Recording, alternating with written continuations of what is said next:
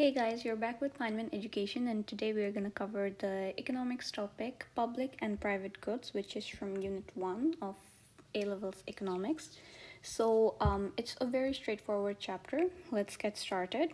So, firstly, we are going to define what a public good is and what a private good is. A public good is basically any good that is provided by the public sector or the economy, the state, or the government. So, good that is provided by the public sector.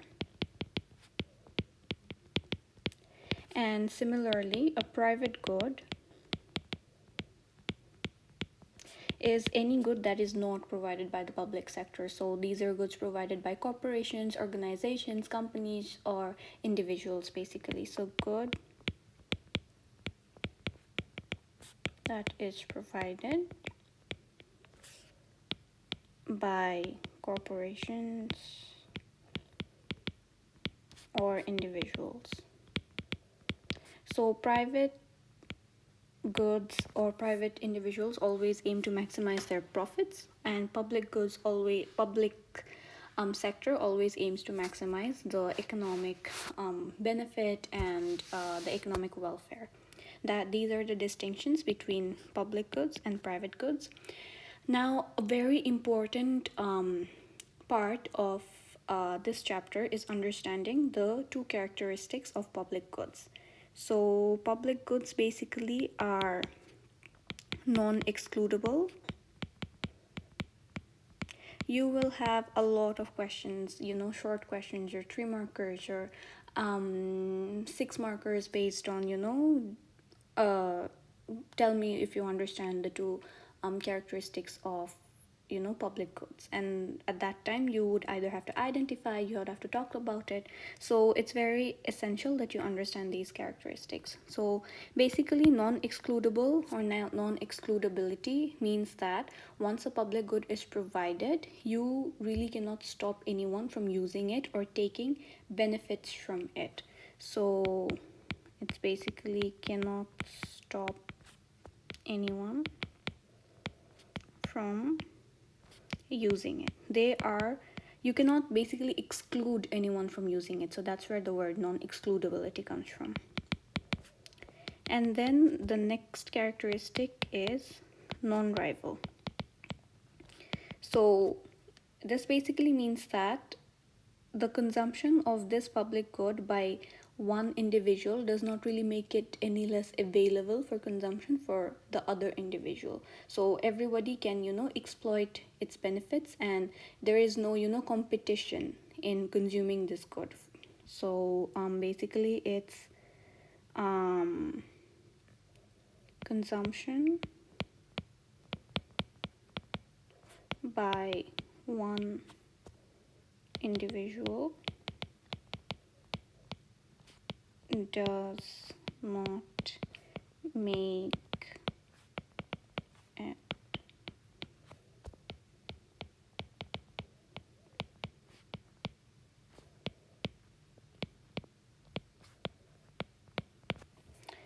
So these are the two very important characteristics of public goods, and if you reverse it, private goods have the characteristics of excludability and rivalry because, for example, burger in a restaurant is a private good, and you can stop someone from using it because they have to pay for it. If you don't pay for the burger, you can't get the burger. So it's excludable.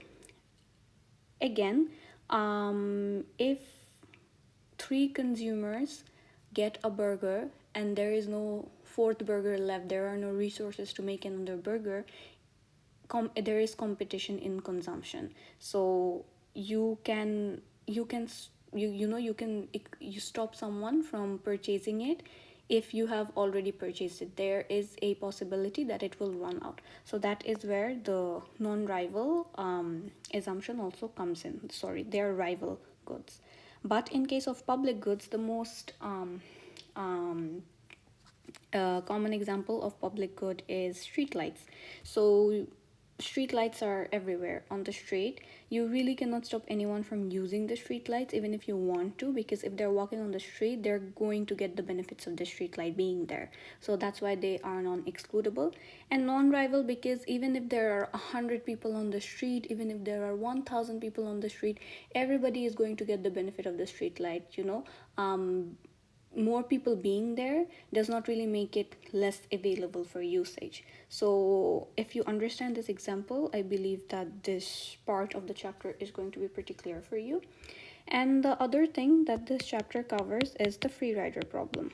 So because of the characteristics that public goods have, they are subject to free rider problems. Because so the free rider problems happen when someone receives the benefits of a good, but they are not willing to pay for it, but they don't have to pay for it. So receiving benefits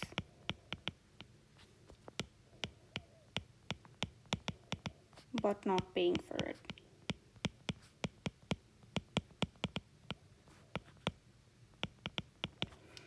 So why does this happen? It happens in case of public goods all the time, because take the example of the street light again. You are receiving the benefits of having the light on the street, but you're not technically having to pay for it for each unit that you're using. That would be impossible. And if that was happening, nobody would be willing to get the benefits of the public goods, because oh well, we are designed in a way that we can exploit the benefits of the public goods, but we are not supposed to pay for it. Sure, we pay for it in terms of in other ways, like taxation. We give taxes to the government so that they can give us better infrastructure, better economic welfare. That's where these are coming from, but you're not exactly paying for each unit of the public good, like you're paying for the private good, like you're paying for a burger, like you're paying for a pizza. So that's why the free rider problem exists, because we are exploiting the benefits from the good, but we are not exactly paying for it. So because of this free rider problem, private individuals or private firms are very unlikely, and they are not going to provide for the public goods. Any private corporation is not going to provide for the defense, for public education, for street lights, because of this free rider problem. Because you can't really stop anybody from using it, but you can't really make anybody pay for it even. So that's why there is usually under provision of public goods. And if you're providing public goods, you're usually not going to make a lot of profits, and that is another reason why private firms do not usually make provisions of public goods. So this is basically it for the chapter. And usually we have a few types of 20 markers essay questions from this chapter, and they're usually of the same category with just differences in the context of the question. So let's practice one of the questions. So one of the questions that I can think about is, or I found out, is that in a year in Bangladesh, there were floods, and it resulted in 8 million people having to move from their homes. 100,000 houses were destroyed, and many crops were also lost. The Institute of Water and Flood Management claimed that there has been an underinvestment in flood defenses. So the main part is underinvestment in flood defenses. So evaluate the reasons for this underinvestment in flood defenses. Make reference to public goods in your answer. So evaluate this underinvestment. Why has there been an underinvestment in, building flood defenses in the country? So it is literally whatever we talked about till now. So let's start. Firstly, we are going to start by defining what a public good is. So the first point is define public good. You're going to say a public good, whatever we talked about here. Public good is a good that is provided by the public sector, and then we are going to talk about the two characteristics of public good. It's very important. So you're going to say non-excludable. You're going to describe them, that you cannot stop anyone from using it, and non-rival.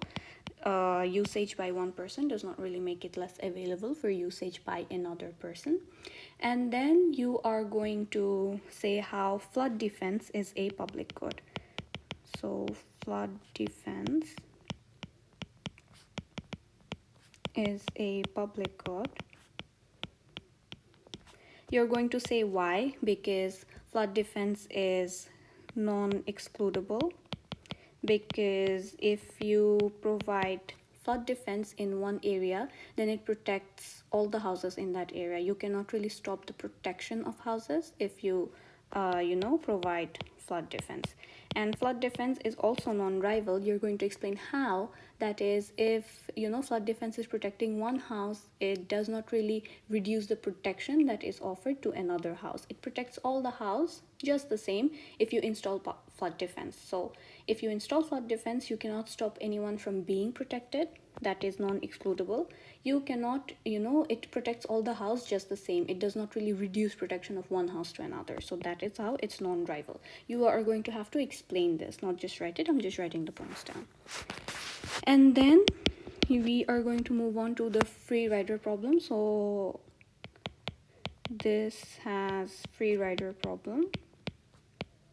You are going to talk about how flood defense will have a free rider problem because it is a public good exhibiting those two characteristics, and therefore private individuals will not contribute to providing it, will not invest in providing this good because they cannot really make profits out of it, and it has a free rider problem.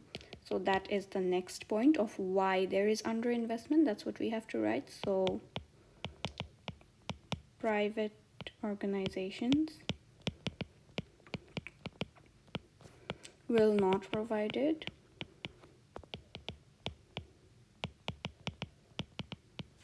because no profits and because of the free rider problem. Yeah, so these are the arguments, and then we are going to build upon more arguments. So this is why, since private organizations do not provide it, this is why there is usually an under provision of a public good such as flood defense, and under provision of a public good is an example of a market failure because of inefficient allocation of resources. So this is a market failure. You did learn about market failure. So no provision of public good, that is what this category falls under. So it is a market failure because no provision of public good is being made.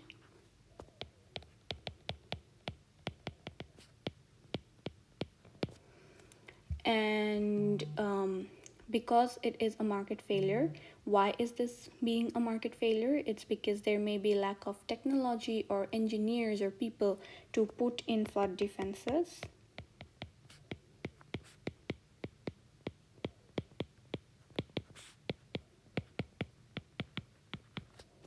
And why might there be lack of technology? Because the country that we're talking about is Bangladesh. So it is a low-income country.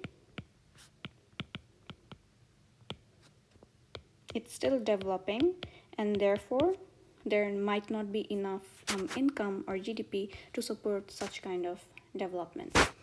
And another last point, these are really enough, but if you want to include a last point, and you're going to have to elaborate on them or else you won't get marks. So another last point is that we might be underestimating the benefits that we might get from the flood defenses, and therefore we are not installing them. Oops.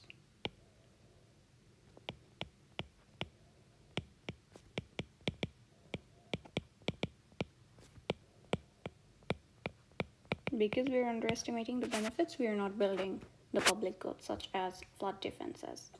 So these are your arguments, and they will get you 12 marks. And then for the evaluation, where you get your 8 marks, three points are really enough. You can build upon the points that you talked about earlier. So you can say that there might be measurement problems. It will be hard to estimate, the exact amount of flood defense that is needed in the country, and therefore the government might be, they don't know how much flood defense is needed, so therefore they're not investing in it. So measurement problem.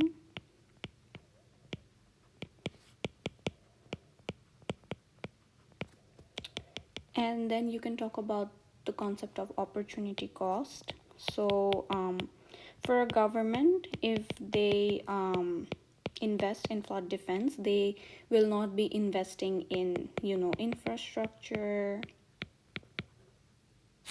Oops.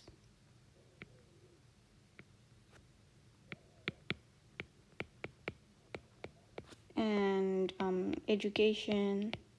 So these are all, expenses, opportunity costs for the government to invest in the flood defense. And if the opportunity cost is too high, they might not be willing to, invest in the flood defense because they deem it to be less important. And there is healthcare as well, which is very important. And next, you can talk about, misinformation. The government is not, the government is unable to correctly identify the benefits of installing flood defense, and that's why they're not providing it. They might be, whatever we talked about here, they might be underestimating the benefits of public flood defense, whereas the benefits outweigh the costs, and therefore because of this, lack of information, government is not providing for it.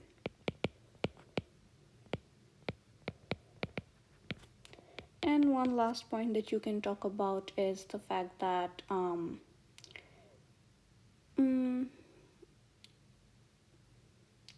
you can talk about the fact that even if there is imperfect information about the benefits, there is, it, flooding in a country is unpredictable. You don't know when your country is going to get flooded. You don't know when there's going to be rainfall or ice meltings in the mountain.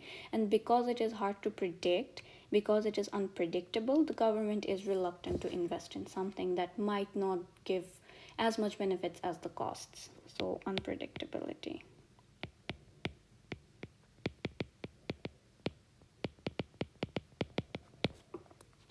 So 3 points are really enough. You can write 4 if you want to, and they will get you your 8 marks. And this is basically it. And whenever you get a question from public goods, this is the structure you have to follow, and you're gonna be good to go. Remember to write the definitions, explain why the good in question is a public good, and remember to, very very important, remember to write the characteristics and talk about the free rider problem, and the evaluation is really just the same for all answers. So that is it for today. We'll see you next time.